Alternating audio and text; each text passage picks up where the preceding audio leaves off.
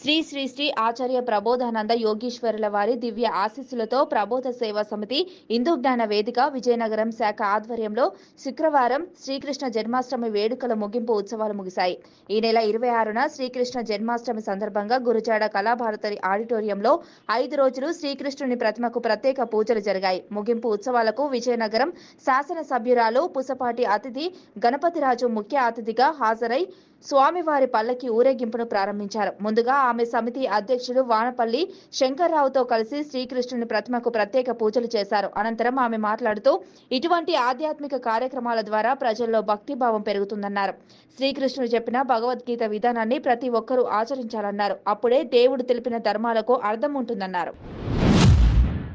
Kuppam RTC డిపోలో Kuppam to తిరుపతికి నూతనంగా 2 ఆర్టీసీ బస్సు సర్వీసులను ఎమ్మెల్సీ కంచర్ల శ్రీకాంత్ చేతుల మీదుగా ప్రారంభించారు.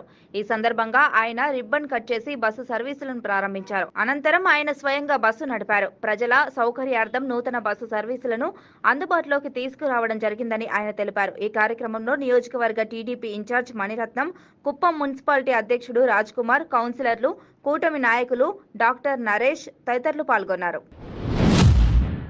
అల్లూరి సీతారామరాజు జిల్లా దేవీపట్నం మండలంలో ఎన్టీఆర్ భరోసా సామాజిక పెన్షన్లు పంపిణీ చేసేందుకు ఏర్పాట్లు పూర్తి చేస్తామని దేవీపట్నం ఎంపీడీఓ డిఎన్ రత్నకుమార్ తెలిపారు. సెప్టెంబర్ 1 ఆదివారం సెలవు రోజు కావడంతో ఆగస్టు 31న ఇంటింటికి తిరిగి పెన్షన్లు పంపిణీ చేసే విధంగా ఏర్పాట్లు చేశామని తెలిపారు. పెన్షన్ల పంపిణీ చేసే కార్యక్రమంలో సచివాలయం, పంచాయతీ అధికారులు, వీఆర్ఓలు పాల్గొంటారని తెలిపారు. పెన్షన్ లబ్ధిదారులు తమ ఇళ్ల వద్ద నుండి పెన్షన్ తీసుకోవాలని తెలిపారు. ఎవరైనా లబ్ధిదారులు పెన్షన్లు అందుకోని పక్షంలో సెప్టెంబర్ 2న లబ్ధిదారులకు అందిస్తామని ఎంపీడీఓ రత్నకుమార్ తెలిపారు. ద్రాక్షారామ శ్రీ మాణిక్యాంబ సమేత శ్రీ భీమేశ్వర స్వామి ఆలయంలో జరుగుతున్న సామూహిక వరలక్ష్మి వ్రతాల్లో కుటుంబ సమేతంగా పాల్గొన్నారు రాష్ట్ర కార్మిక మంత్రి వాసంశెట్టి సుభాష్. తొలుత శ్రీ అమ్మవారిని దర్శించుకుని ప్రత్యేక పూజలు నిర్వహించారు మంత్రి సుభాష్. ఆలయానికి వెచ్చేసిన మంత్రి సుభాష్ కు ఆలయ మర్యాదలతో ఆలయ సిబ్బంది, అర్చకులు స్వాగతం పలికారు. సామూహిక వరలక్ష్మి వ్రతంలో అధిక సంఖ్యలో మహిళలు, కూటమి నాయకులు పాల్గొన్నారు. పశ్చిమ గోదావరి జిల్లా పాలకొల్లు రైల్వే స్టేషన్ సమీపంలో రైల్వే ట్రాక్పై తల్లిదండ్రులు పెళ్లికి అంగీకరించలేదని ఒక ప్రేమ జంట ఆత్మహత్య యత్నానికి ప్రయత్నించారు. ప్రియుడు రాజేష్ మృతి చెందగా ప్రియురాలు తీవ్ర గాయాలతో పాలకొల్లు ప్రభుత్వ ఆసుపత్రికి తరలించారు. భీమవరానికి చెందిన రాజేష్ గణపవరం మండలం ఎస్ కొండపాడుకు చెందిన సత్యశ్రావణి కొంతకాలంగా ప్రేమించుకున్నారు. వీరిద్దరూ భీమవరం డీమార్ట్లో పనిచేసేవారు. శ్రావణి డీమార్ట్లో మానేసి ప్రైవేటుగా డిగ్రీ చదువుతుండగా రాజేష్ కి పెళ్లి అయ్యి 2 పిల్లలు ఉన్నా ఇద్దరు ప్రేమించుకున్నారు. నిన్న ఉదయం 8 గంటల నుండి ఇంటి దగ్గర నుంచి వచ్చిన సత్యశ్రావణి కనిపించకపోవడంతో భీమవరం పోలీస్ స్టేషన్లో తల్లిదండ్రులు ఫిర్యాదు చేశారు.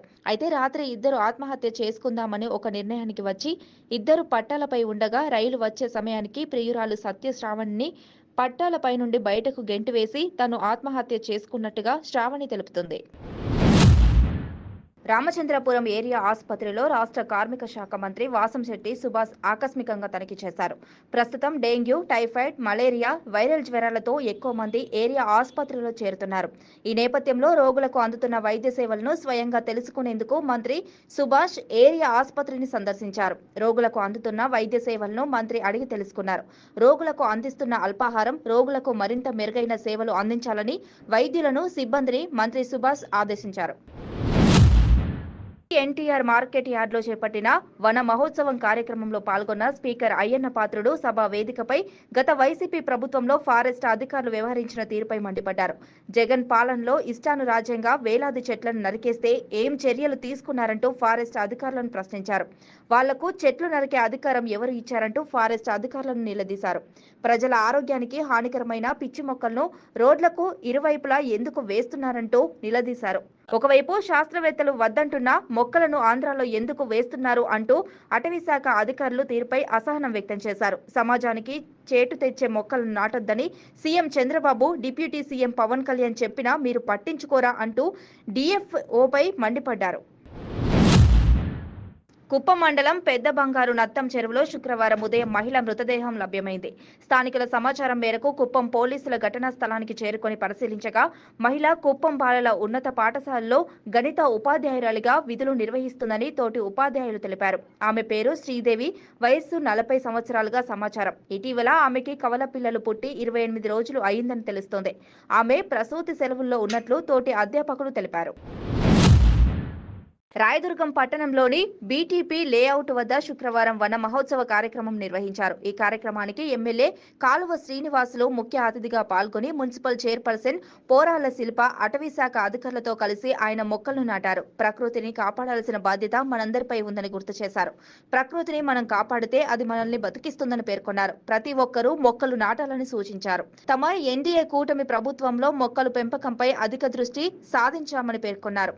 ఈ కార్యక్రమంలో municipal commissioner Diwakar Reddy, vice chairman Valibhasha, కౌన్సిలర్లు, TDP town convener Pasupuleti Raju, mandal convener K Hanumanthu తదితరులు పాల్గొన్నారు.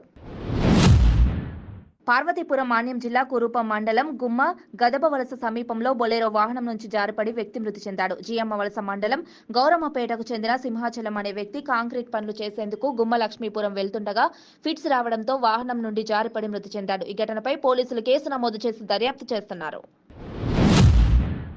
కర్నూలు జిల్లా పత్తికొండ మండలం పుచ్చకాయలమడ గ్రామంలో ఈ నెల 31వ తేదీన రాష్ట్ర ముఖ్యమంత్రి వర్యులు పర్యటించనున్న సందర్భంగా జిల్లా ఎస్పీ బిందు మాధవ్తో కలిసి హెలీప్యాడ్ సభ ప్రాంగణం ఏర్పాటును పరిశీలిస్తున్నారు జిల్లా కలెక్టర్ పి రంజిత్ బాషా.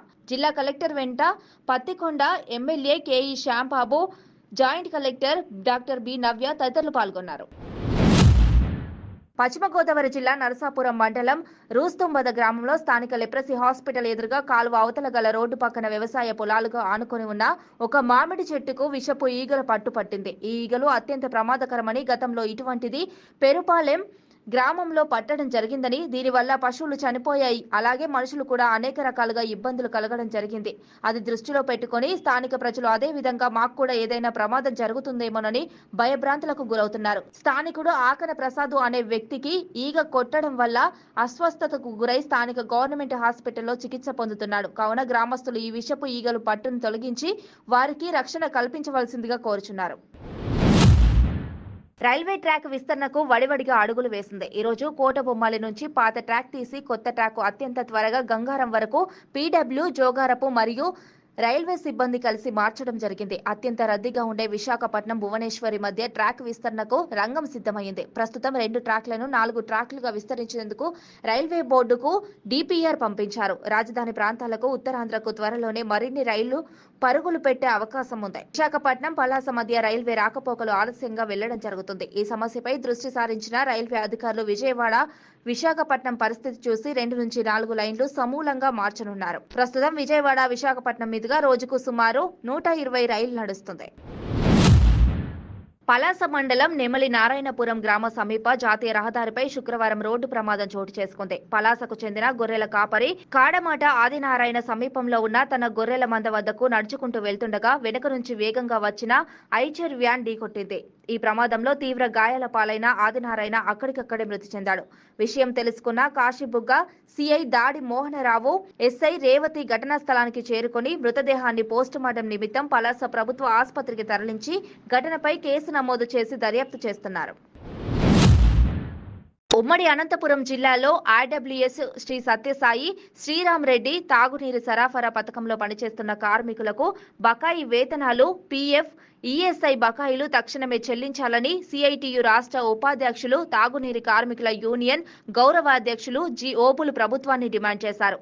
ఈ సందర్భంగా సిఐటియు రాష్ట్ర ఉపాధ్యక్షులు జి ఓబుల్ మాట్లాడుతూ ఉమ్మడి జిల్లా ప్రజల దాహార్తి తీర్చడానికి ప్రభుత్వం ప్రవేశపెట్టిన శ్రీ సత్యసాయి శ్రీరామ్ రెడ్డి తాగునీరు పథకాలు పటిష్టం చేయాల్సిన బాధ్యత ప్రభుత్వాలపై ఉందన్నారు. అయితే రోజు రోజుకు ఈ పథకాలకు నిధులు కేటాయింపులు కోతలు విధిస్తున్నారని, కార్మికులు కుదింపుకు కూడా చోటు చేసుకుంటున్నాయని తెలిపారు. పైగా పనిచేసిన కార్మికులకు నెలల తరబడి వేతనాలు చెల్లించకుండా ప్రభుత్వాలు జాప్యం చేయడం అన్యాయంగా ఉందన్నారు. గత ప్రభుత్వంలో 3 నెలలకు ఒకసారి రోడ్డెక్కి వేతనాల కోసం ఆందోళన చేయాల్సిన దుస్థితి ఎదుర్కొన్నారని తెలిపారు. సురక్షిత ప్రసవమే ధ్యేయంగా గర్భిణీల ఆరోగ్యంపై శ్రద్ధ చూపాలని జిల్లా వైద్య ఆరోగ్య శాఖ అధికారి డాక్టర్ కె విజయపార్వతి అన్నారు. ఆశా నోడల్ అధికారులకు ఆరోగ్య శాఖ కార్యాలయంలో గురువారం నిర్వహించిన సమావేశంలో ఆమె మాట్లాడుతూ త్వరితగతిన గర్భిణీల నమోదు చేపట్టి కాన్పు పూర్తయ్యే వరకు ప్రణాళికబద్ధమైన ఆరోగ్య పర్యవేక్షణ ఉండాలని ఆరోగ్య తనిఖీ నివేదికలు ఎంసీపీ కార్డులో స్పష్టంగా నమోదు చేసి అసాధారణంగా గుర్తించిన నివేదికలకు సంబంధించిన గర్భిణీ ఆరోగ్య సమస్యలపై ప్రత్యేక దృష్టి సారించి త్వరిత కాలంలోనే సాధారణ ఆరోగ్య స్థితి పొందేలా చర్యలు చేపట్టాలని ఆదేశించారు. వైద్యారోగ్య శాఖ పంపిణీ చేసిన మొబైల్ ఫోన్లను 70 మంది ఆశాలకు సంబంధించిన నోడల్ అధికారులు ద్వారా అందజేశారు. Deputy DMHO doctor T Jaganmohan Rao మాట్లాడుతూ వాహనాలు వెళ్లలేని, రహదారి సౌకర్యం లేని మారుమూల గిరిశిఖర ప్రాంతాల్లో ఉండే గర్భిణీలను ప్రసవానికి ముందుగానే గర్భిణీ వసతి గృహాల్లో అడ్మిట్ చేయించాలని, అవసరమైన చోట ఫీడర్ అంబులెన్స్లను వినియోగించాలని, ఎటువంటి సమస్య తలెత్తినా వెంటనే తెలియజేయాలన్నారు. ఎయిడ్స్ రహిత సమాజాన్ని నిర్మిద్దామని జిల్లా కలెక్టర్ ఏ శ్యాంప్రసాద్ పిలుపునిచ్చారు. శుక్రవారం స్థానిక పాత బస్టాండ్ దగ్గర గల ఆర్సీఎం సెయింట్ పీటర్ స్కూల్ నుండి కలెక్టర్ కార్యాలయం వరకు సాగిన ఎయిడ్స్, హెచ్ఐవిపై అవగాహన చైతన్య ర్యాలీని కలెక్టర్ జెండా ఊపి ప్రారంభించారు. ఈ సందర్భంగా ఆయన మాట్లాడుతూ హెచ్ఐవి అనేది లైంగిక కార్యకలాపాల ద్వారా మాత్రమే ఇతరులకు సంక్రమిస్తుందని తెలిపారు. కలిసి భోజనం చేయడం వల్ల గానీ, కలిసి తిరగడం వల్ల గానీ, కరచలనం వల్ల గానీ వ్యాధి సంక్రమించదని వివరించారు. హెచ్ఐవి వైరస్ సోకడం వల్ల శరీరంలో రోగనిరోధక శక్తి బలహీనమవుతుందని, హెచ్ఐవి వైరస్ CD4 కణాలను నాశనం చేస్తుందని, ఈ వైరస్ సోకిన తర్వాత ఎలాంటి లక్షణాలు కనబడతాయి, వ్యాధి ఎలా వ్యాప్తి చెందుతుంది, రాకుండా ఏం జాగ్రత్తలు తీసుకోవాలో ప్రజలకు అవగాహన కల్పించడానికే ఈ కార్యక్రమం ఏర్పాటు చేయడం జరిగిందని వివరించారు. భీమేశ్వర స్వామి ఆలయ రథం తయారీలో జరిగిన అవినీతి ఆరోపణలు, ఆలయ నిర్వహణలో నిధుల దుర్వినియోగంపై వచ్చిన ఆరోపణలు రాష్ట్రం కార్మిక శాఖ మంత్రి వాసంశెట్టి సుభాష్ కూడా ఈవోపై విజిలెన్స్, దేవాదాయ ధర్మాదాయ శాఖ ఉన్నత అధికారులకు ఫిర్యాదు చేశారు. ఈ నేపథ్యంలో ఇటీవలనే దేవాదాయ ధర్మాదాయ శాఖ రీజనల్ డైరెక్టర్ సుబ్బారావు ఆధ్వర్యంలో 6 సభ్యులతో కూడిన బృందం ఇక్కడ విచారణ చేశారు. రథం తయారీకి వసూలు చేసిన సొమ్ములు, వాటి ఖర్చులతో 8 లక్షల వ్యత్యాసం గుర్తించడం, నాణ్యత లేని టేకు కలపతో నిధులు దుర్వినియోగం చేశారనే తదితర ఆరోపణలు రుజువు కావడంతో ఈవో తాకేశ్వరరావును సస్పెండ్ చేస్తూ దేవాదాయ ధర్మాదాయ శాఖ కమిషనర్ ఎస్ సత్యనారాయణ ఉత్తర్వులు జారీ చేశారు.